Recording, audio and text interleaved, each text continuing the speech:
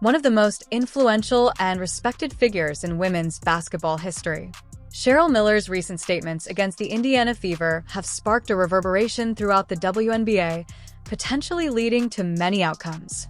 We need tough and fair negotiators and visionaries, and we need a bully.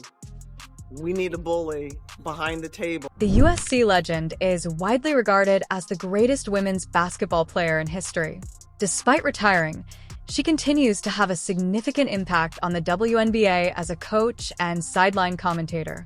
Her understanding of the game is unparalleled, like a domino effect. Miller's statements spark a chain reaction of inquiries, including if her recent fever would lead to a breakthrough for the rookie squad. Join us as we uncover the myths and mysteries surrounding the USC legend. Cheryl Miller, an icon in her own right, was one of the best players of all time for the Caitlin Clark team. Miller rose to prominence at Riverside Poly High School, where she led her team to a 4-year record of 132-4, including an 84-game winning streak in 4 consecutive TIFF championships. She was also the first high school player, male or female, to be named to a parade. All-American 4 straight years, she was named the National High School Scholar Athlete of the Year in 1981 and broke state records for points scored in a single season, and in a career she continued that success at USC, where she led the Trojans to a 112-20 overall record over 4 seasons and back-to-back championships in 1983 and 1984 when she was named the NCAA Tournament MVP both times. She was selected as the N. Smith Player of the Year 3 times, and earned the Wade Trophy once she was also a 4-time Kodak All-American, and finished her career owning virtually every school record, including career scoring average, career rebounds, total field goals, and total free throws made. She won the ESPN Female Athlete of the Year in 198-485 and was named the Player of the Decade in the 1980s by the Women's Basketball Coaches Association in 2016 when the Pac-12 Conference unveiled its All-Century team in March of 2016. Miller was named the Pac-12 Player of the Century, a boisterous career you can imagine, but we're not done. Miller was elected into the USC Hall of Fame in 1995 and retired her number 31 jersey in November 2006. In 2018, she was recognized into the Pac-12 Conference Hall of Honor, joining a group of women for the first time. Miller's international playing career included gold medals in the 1984 Olympics, 1983 Pan American Games, and 1986 Goodwill Games, where she led each team in scoring. Despite her influence in the WNBA, Miller did not play in the league until 1996, when it was founded. Her achievements paved the door for future generations of female basketball players, including rising star Caitlin Clark of Indiana Fever. Obviously, Cheryl, she's like one of the pioneers of our game and just an awesome individual. Like her personality just radiates. Like being around her, it just makes you smile. Like she's just such a cool human. So for her to get to coach us, like super exciting for me. I was super excited when I heard that news. Like just a great opportunity to be around somebody that's given so much to this game and to get to enjoy this, my first experience with her. Reggie Miller, Cheryl's younger brother and a Hall of Fame basketball player, recognizes Cheryl as a significant influence on his career. Miller's association with the Indiana Fever has sparked interest in the Women's Basketball League due to her reputation as a game changer and mentor to emerging talent. The rookie team is anticipated to dominate despite recent problems in the WNBA, including Miller.